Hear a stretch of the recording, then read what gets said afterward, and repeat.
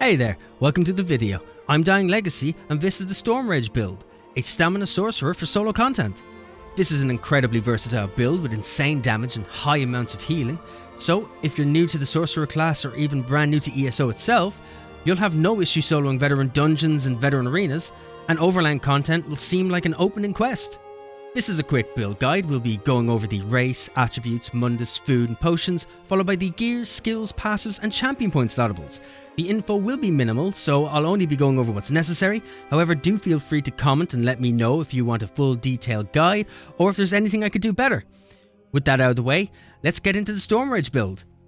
Beginning with the race, this is entirely up to yourself, so you can really choose whatever you want, as every race has its advantages, and I'm well aware that a lot of people like to play the game their own way and have their reasons for what they like, be it stats or just the looks. I'm looking at you, role players. My god, you're beautiful. But if you're looking for suggestions, I'd recommend either the Orc for extra damage, or you could choose the Khajiit for extra critical. There's the Nord if you plan on being a little more tanky, or you could choose a Redguard if you wanted some extra sustain, though I highly doubt you need it, but at the same time, it can still help. We are putting 64 points into stamina, and we are taking the Lover's Mundus Stone for extra physical and spell penetration, which is specifically for solo play. However, if you're in a group, you could go with the Thief Mundus Stone for extra critical rating, as the group will have your penetration covered. For our food, we're using the Artaeum Takeaway Broth, which will increase our max health recovery, max stamina and stamina recovery. It is a gold food, so it's slightly expensive to buy and the materials to make it are quite expensive. So if you're looking for something cheaper, you can go with the Dubious Cameronian Throne. It does come with slightly lower stats and you won't get the health recovery, but it's only a mild increase overall, so it doesn't really matter. We're also using Essence of Weapon Power potions on this build.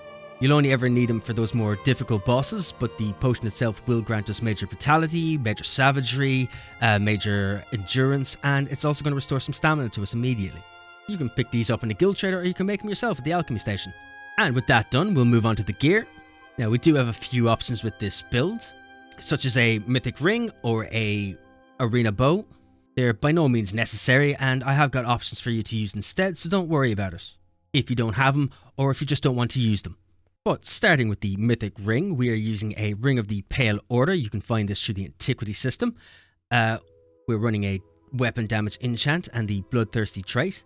The Pale Order Ring itself is going to restore 20% of the damage you deal as health, so the more damage you're doing, the more healing you'll be doing. While using the ring, you will be losing out an armor slot, so the item we're going to be taking away is one piece of our monster set, and while using the Ring of the Pale Order, we're going to be pairing it up with the Magma Incarnate set in either the head or the shoulder slot, depending whichever is easiest for you. You can find the Magma Incarnate's helm in the Dreadcellar Veteran Dungeon, or you can buy the shoulder piece from the Undaunted vendor in any of the main cities. We'll be wearing this in medium with a stamina enchant and the Divine's trait. Because we're only using one piece, we're not going to get the 2-item proc, but for the one piece we'll be getting magic recovery and stamina recovery. Now if you can't get your hands on a Magma Incarnate piece, you can always go with the Bloodspawn set instead, which drops from Spindle Clutch 1 on Veteran. This will only give us stamina recovery, but at the same time, stamina is our main attribute here, but there was also nothing wrong with using a bit of magic recovery either. Now, for the Arena Bow, on our back bar, we're using the Maelstrom's Perfected Bow. You can find this in Maelstrom Arena on Veteran. You can also use the Maelstrom Bow Unperfected, that is gotten from normal mode. The only difference between the two is that the Veteran version gives us a little extra critical chance. It's just a slight increase to the DPS and doesn't matter overall, so if you can't get your hands on the Veteran version, don't worry about it. But for the enchant, we're using Weapon Damage, and for the trait, we're using Infused. The bow itself is going to increase the damage that volley does per tick, so the longer your volley is raining down, the more damage it's going to do over time.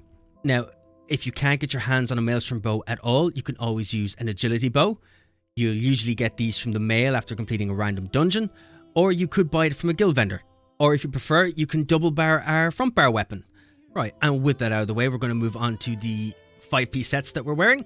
The first up is the body pieces for our chest, waist, hands, legs and feet. And for this we're using the Reliquant set. This is a trial set, so there is a perfected version that you can get from the veteran version of Cloud Rest, and the unperfected is from normal Cloud Rest. All pieces will have a maximum stamina enchant, and all will come with the Divine's trait. The difference between the veteran version and the unperfected version is that the veteran version will give us some extra stamina. Again, just a minor increase, so it doesn't really matter overall, but it is there for anyone who wants to eke out a little extra. The Reliquant set is going to cause our light and heavy attacks to apply a small dot to our target for 5 seconds. That will deal physical damage every 1 second. The effect itself can stack every half a second up to 10 times. So if you can continually keep your light attacks up, you'll be doing maximum damage off this. However, if you haven't stepped into a trial, or it's not really a set you want to use, you can always take the Pillar of Nirn set, which drops from Falkreath Hold. This will apply a bleed damage dot to enemies, to the main target, and to enemies around them. So it's a good stand-in, and while using the Ring of the Pale Order, the dot is going to cause you to heal over time, for as long as that bleed dot is up. And onto our second set. This is for our jewellery and for our front bar weapon. So starting with the front bar weapon, we are using a two-handed mace with an absorb stamina enchant and the precise trait. And for our jewellery, we are using weapon damage enchants and bloodthirsty traits. And the set in question is the Aurorian's Thunder set, which can be found in the Depths of Malatar. While using this set, if we deal direct damage to a target within 10 meters of us, we're going to summon a cone of lightning from our chest for 5 seconds, which is going to deal shock damage every 1 second to the enemies in the cone. This effect can occur every 10 seconds.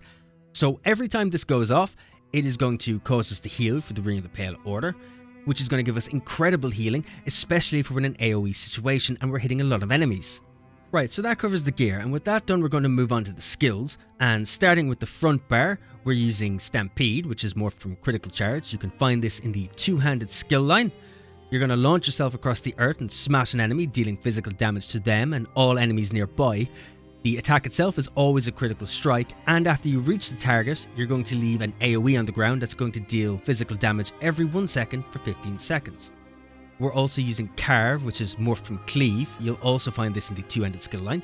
You're going to hit enemies and deal bleed damage, and you're also going to cause them to bleed for an extra amount of bleed damage over 12 seconds. So this is a dot move. And if you hit an enemy that already has the bleed on them, you're going to increase the duration of the dot for an extra 10 seconds, up from a maximum of 30. And you'll also gain a damage shield for over 6 seconds. So you want to hit an enemy with this 3 times to get the maximum duration of the dot, and then every rotation you'll hit them only once to keep that dot on them. And then following from that, we're using Crystal Weapon. You can morph this from Crystal Shard. It's found in the Dark Magic skill line. This is the main spammable on the build. You'll encase your weapon in a dark crystal for 4 seconds, causing your next light or heavy attack to deal an additional amount of physical damage and reducing the target's armor by 1000 for 5 seconds. And after casting, your next non-ultimate ability used within 3 seconds is going to cost 10% less. This does affect Crystal Weapon, so once you've cast it once, your next one is going to be cheaper. We're also using Bound Armaments. This is more from Bound Armor. This is also found in Daedric Summoning. You'll arm yourself with the power of Oblivion for 40 seconds, causing your light and heavy attacks to summon a bound weapon for 10 seconds up to 4 times. You can reactivate the ability for half the cost to arm the weapons, causing them to strike your target for physical damage every 0.3 seconds. While slotted, your max stamina is increased by 8% and your light attacks deal 10% more damage. We're also using Summon Unstable Clanfair. This is morphed from Summon Unstable Familiar. You can find this in the Daedric Summoning skill line. You'll command the powers of Oblivion to send a Daedric Clanfair to fight at your side. The Clanfair's headbutts will deal physical damage, while its tail spikes hit nearby enemies for physical damage after 1 second. Once summoned, you can activate the Clanfair's special ability for 3,960 magicka, healing you for almost 9,000, and the Clanfair for almost 5,000. The Clanfair remains until killed or unsummoned, so if it dies, you'll have to resummon it. For the ultimate on the front bar, we're using Flawless Dawnbreaker. This is morphed from Dawnbreaker. You can find this in the Fighters Guild skill line. You'll arm yourself with Meridia's Sacred Sword and dispense her retribution, dealing over 12,000 physical damage to enemies in front of you and an additional 15,000 physical damage over 6 seconds. After activating, your weapon and spell damage is increased by 300 for 20 seconds. Now, this isn't the main ultimate on the build. It's mostly here just for the Fighters Guild passives. But if you do want a quick increase to your overall weapon damage, you can use this, or you can use it just to finish off an enemy if they're almost dead. But moving on to the back bar, We are using Endless Hail. This is morphed from Volley. You can find this in the bow skill line. You'll launch a multitude of arrows into the sky to rain down physical damage to enemies in the target area every 1 second for 12 seconds. This does have a 2-second delay from once you fire it before it starts doing damage. We're also using Razor Caltrops. You'll morph this from Caltrops. You will find this in the Assault skill line. You'll hurl a ball of Caltrops that scatter over the target area, dealing physical damage every 1 second to enemies inside and reducing their movement speed by 50%. Enemies who take damage from this are going to also get Major Breach on themselves, which is going to reduce their physical and spell resistance by 5,948 for 4 seconds. So while they're standing in this, they're going to take more damage from you. We're also using Consuming Trap. This is morphed from Soul Trap. You'll lay claim to an enemy's soul, dealing magic damage over 10 seconds. If the affected enemy dies, you're going to fill an empty soul gem and you're going to heal, as well as restore magicka and stamina. This portion of the ability scales off your max health, magicka and stamina, so you are going to get more stamina out of it than you are healing and magicka. We're also using Hurricane. This is morphed from Lightning form. You'll find this in the Storm Calling skill line. You'll manifest yourself as pure air, buffering nearby enemies with wind, dealing physical damage every 1 second for 20 seconds. The winds grow in damage and size, increasing up to 160% more damage and up to 9 meters in size. While in this form, you gain Major Resolve and Minor Expedition, increasing your physical and spell resistance and also your movement speed by 15%. We're also using Summon Unstable Clanfare on the back bar. We're using this on the back bar mainly because once you've summoned it, if you switch bars and you don't have the skill on that bar, you're going to unsummon your Clanfare. So we have this barred on both sides to keep that summoned at all times. For our back bar ultimate, we're using the Greater Storm Atronach. This is morphed from Summon Storm Atronach. You'll find this in the Daedric Summoning skill line. This is the main ultimate on the build, so when you have the ultimate to cast this, you should cast it for maximum damage. You'll summon an immobile Storm Atronach at the target location. Its arrival deals shock damage and stuns enemies for 3 seconds, and the Atronach zaps the closest enemy, dealing shock damage every 1 second. If you happen to be in a group, an ally near the Atronach can activate the Charged Lightning synergy, granting the ally and the Atronach Major Berserk, increasing their damage done by 10% for 8 seconds. Now that covers the skills themselves, and with that we'll move straight on to the passives. Starting with the Dark Magic skill line, in here you'll find Unholy Knowledge, Blood Magic, Persistence and Exploitation. These are going to reduce the health, magic and stamina costs of your non-core combat abilities, as well as when you hit an enemy with a directly applied dark magic ability, you're going to heal. And after blocking an attack, your next health, magic or stamina ability will cost 15% less, and when you cast a dark magic ability, you grant minor prophecy to you and your group, increasing your spell and critical ratings. Up next is Daedric Summoning. In here you'll find Rebate, Power Stone, Daedric Protection and Expert Summoner. In here you'll restore 300 magic or stamina when one of your non-ultimate Daedric summoning abilities ends. If they die, basically. The resource return, or the resource returned is dictated by the ability's cost.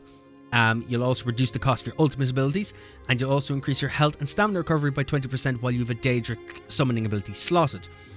And you'll increase your max health by 8% while you have a Daedric summoning ability active on yourself, such as your Clanfare. Next up is Storm Calling. In here you'll find Capacitor, Energized, Amplitude and Expert Mage. These will increase your magical recovery, increase your physical and shock damage, increase your damage done against enemies by 1% for every 10% current health they have, and increase your weapon and spell damage by 2% for each sorcerer ability slotted. You should have about 6% on your back bar and 6% on your front bar. We're using a two-handed weapon, so we'll be taking everything in the two-handed skill line, which is Forceful, Heavy Weapons, Balance Blade, Follow-Up and Battle Rush. These are going to decrease the cost of our two-handed abilities, as well as increase their damage and give us extra abilities. We're also using a bow, so we're going to take everything in the bow skill line, which is Long Shots, Accuracy, Ranger, Hawkeye and Hasty Retreat. Again, this is also going to decrease the cost of our spells from the bow, as well as increase damage and give us a couple of extra abilities here or there, including Hasty Retreat, which is going to grant us Expedition every time you do a roll.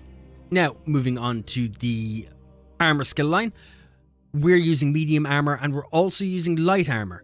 If you're using the Ring of the Pale Order, as you'll have a piece of Aurorian's Thunder slotted in either your helm or your shoulder.